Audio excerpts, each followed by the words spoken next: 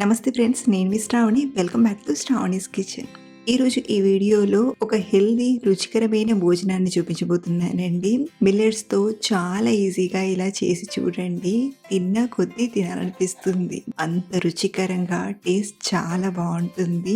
చాలా మంది షుగర్ తగ్గడానికి, బరువు తగ్గడానికి రైస్ కి బదులుగా ఏవో తినడానికి ట్రై చేస్తూ ఉంటారు. అలా కాకుండా మంచి పోషకాలతో ప్రోటీన్, ఫైబర్ ఎక్కువగా ఉండే మిల్లెట్స్ తో ఇలా కిచిడీని ఓసారి ట్రై చేశారంటే సింపుల్ గా ఇలా రుచికరంగా చేసుకుని హ్యాపీగా తినేయచ్చని. లేట్ చేయకుండా సింపుల్ స్టెప్ తో చేసుకుని ఈ టేస్టీ కిచిడీని ఎలా చేయాలో ఇప్పుడు చూద్దాం రండి. ముందుగా చిరుధాన్యాలు వచ్చేసి ఇక్కడ నేను ఫాక్స్టైల్ అంటే కొర్రెల్ని తీసుకున్నానండి. మీరు ఈ కిచిడీ చేయడానికి కొర్రెలతో అయినా చేయొచ్చు, లేదా సామలు, ఊదలు, అరికెలనైనా కొర్రెలకు బదులుగా తీసుకోవచ్చు. ఇక్కడ నేను వీటిని 3/4 కప్పు అంటే ఒక 150 గ్రామ్స్ వరకు తీసుకున్నాను. ముందుగానే అంటే ఒక 4-5 గంటల ముందే నానబెట్టాను. ఇలా మనం వండుకోవడానికి ముందే వీటిని నానబెట్టుకోవాలి. అదే మనం మార్నింగ్ లంచ్ ప్రిపేర్ చేస్తున్నట్లయితే నైట్ కి నానబెట్టుకుంటే సరిపోతుంది. సో ఇలా నానబెట్టిన గొర్రెల్ని రెడీగా పక్కన పెట్టి ఒక అరకప్పు పెసరపప్పును తీసుకోండి. సో ఇలా తీసుకున్న పెసరపప్పుని స్టవ్ ఆన్ చేసి కుక్కర్లోకి తీసుకుందాం. ఇలా కుక్కర్లో అయితే త్వరగా అయిపోతుంది. ఇలా మధ్య మధ్యలో కలుపుతూ పప్పు పచ్చివాసన పోయేంత వరకు ఒక 3 నిమిషాలు ఫ్రై చేయండి. పెసరపప్పు బాగా వేగి లైట్గా కలర్ మారుతుంది అనేటప్పుడు ఒక ప్లేట్లోకి తీసుకుని ఇది చల్లారాక కడిగి రెడీగా పక్కన ఉంచేయండి. మళ్ళీ ఇదే కుక్కర్లోకి ఒక టేబుల్ స్పూన్ నెయ్యిని, మరో టేబుల్ స్పూన్ నూనెని తీసుకోండి. నెయ్యి ఫ్లేవర్ నచ్చని వారు నెయ్యిని స్కిప్ చేసి మొత్తం ఆయిల్తో అయినా చేయొచ్చు, లేదా నెయ్యి ఇష్టపడేవారు మొత్తం నెయ్యితో అయినా చేసుకోవచ్చు. ముందుగా ఇందులోకి ఒక బిర్యానీ ఆకును, చిన్న దాల్చిన చెక్క ముక్కను, ఓ 4 లవంగాలు, 2 యాలకులను తీసుకోండి. ఇలా లైట్గా స్పైసెస్ వేయడం వలన కిచిడి మంచి రుచిగా ఉంటుంది. అలాగే ఇందులోనే ఒక 1/2 టీ స్పూన్ జీలకర్రను, మరో 1/2 టీ స్పూన్ ఆవాలను తీసుకొని లైట్గా ఫ్రై చేయండి. ఇవి కొంచెం వేగి చిటపటమన్నాక ఇందులోనే ఒక 4 కట్ చేసిన పచ్చిమిరపకాయల్ని తీసుకోండి. ఇక్కడ నేను కారానికి సరిపడా పచ్చిమిరపకాయల్ని వాడుతున్నాను.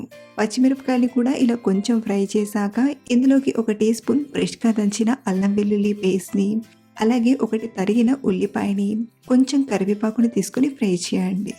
ఒక 2 నిమిషాలు ఇలా కలుపుతూ ఫ్రై చేసామంటే ఉల్లిపాయ ముక్కలు బాగా వేగి ఇలా కొంచెం సాఫ్ట్ అయి కొంచెం కలర్ మారుతాయి. ఇప్పుడు ఇందులోకి ఒక 1/2 కప్పు క్యారెట్ ముక్కల్ని, అలాగే ఒక 2 తరిగిన టమాటా ముక్కల్ని తీసుకోండి. ఇందులో ఇలా టమాటా వేయడం వలన కొంచెం లైట్గా పులుపు తెలుస్తూ మంచి రుచిగా అనిపిస్తుంది. అలాగే ఇందులో మీరు కావాలంటే బఠానీ, ఆలు, మీకు నచ్చిన వెజిటేబుల్స్నైనా తీసుకోవచ్చు. వీటిని ఇలా ఒక 2-3 నిమిషాలు ఫ్రై చేశాక ఇందులోకి ఒక 1/2 టీ స్పూన్ పసుపుని, రుచికి సరిపడా ఉప్పును తీసుకోండి. మనం చేసే ఈ క్వాంటిటీకి 1 టీ స్పూన్ ఉప్పు అయితే సరిపోతుంది. అలాగే 1 టీ స్పూన్ ధనియాల పొడిని తీసుకొని కలపండి. అలాగే ఇక్కడ నేను కారానికి సరిపడా పచ్చిమిరపకాయలని తీసుకున్నానండి. మీరు కారంతో చేయాలనుకుంటే పచ్చిమిరపకాయలని తగ్గించి ఈ టైంలో కారం తీసుకునైనా చేయొచ్చు. ఇలా ఒకసారి బాగా కలిపాక ఇప్పుడు ఇందులోకి నానబెట్టిన మిల్లెట్స్ని తీసుకోండి. నీళ్ళన్నీ వంపేసి ఇలా మిల్లెట్స్ని మాత్రమే తీసుకోండి. అలాగే కడిగిన పెసరపప్పుని కూడా తీసుకుని వీటిని ఒక 2 నిమిషాలు ఈ ఆయిల్లోనే ఫ్రై చేయండి. ఇలా ఫ్రై చేస్తున్నప్పుడే ఇందులోకి 1 టేబుల్ స్పూన్ సాంబార్ మసాలా పొడిని తీసుకోండి. ఇందులో సాంబార్ పొడి వేయడం వలన ఎక్స్ట్రా టేస్ట్ వస్తుందండి. మీరు కావాలంటే సాంబార్ పొడికి బదులుగా రసం పొడినైనా తీసుకోవచ్చు. ఇలా తీసుకున్నాక మరొక నిమిషం పాటు బాగా ఫ్రై చేసి ఇందులోకి సరిపడన్ని నీళ్ళని తీసుకోండి. మనం తీసుకున్న 3/4 కప్పు కొర్రెలకు, అరకప్పు పెసరపప్పుకి 4 కప్పుల నీళ్లు కరెక్ట్గా సరిపోతాయి. ఇలా 4 కప్పుల నీళ్ళను తీసుకున్నాక ఒకసారి బాగా కలిపి టేస్ట్కి తగ్గట్టుగా ఉప్పు సరిపోయిందో లేదో ఒకసారి రుచి చూడండి. ఇక్కడ నాకైతే కరెక్ట్గా సరిపోయింది. ఇప్పుడు కుక్కర్ మూత పెట్టి 3 విజిల్స్ వచ్చేంత వరకు హై ఫ్లేమ్లో ఉడికించండి.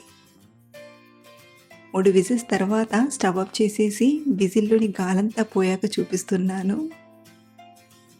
చూడండి, కిచిడి చక్కగా ఉడికిపోయింది. మంచి గుమగుమలాడుతూ చాలా బాగా వచ్చింది.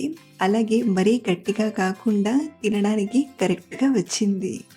ఇప్పుడు చివరిగా ఇందులోకి కొంచెం కొత్తిమీర ఆకును తీసుకొని ఒకసారి కలిపి వేడి వేడిగా సర్వ్ చేసుకుందాం.